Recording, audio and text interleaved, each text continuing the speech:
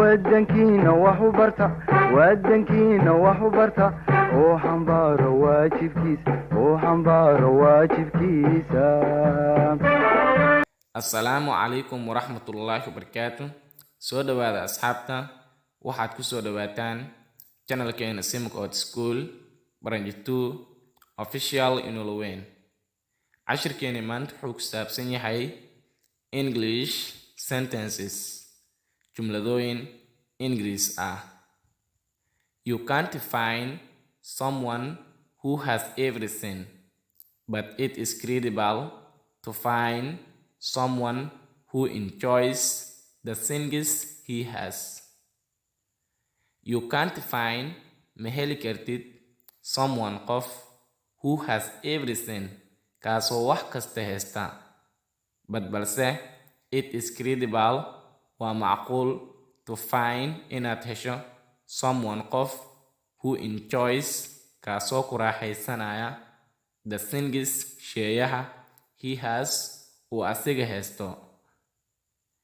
Either the three loaded tracks had turned over on the road.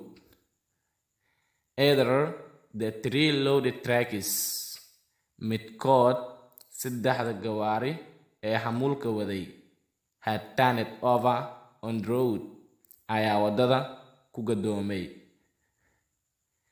Even a large sum of money can't take place in a man's life. Even xitaa a large sum of money, lacag fara badan oo cadad ah, can't take place ma maareen karto in a man's life nin noloshiisa. He never admits when he makes a mistake. He never admits asiga marna ma qirto when he makes markuu sameeyo a mistake qalad. All people can be friends even if their languages are different.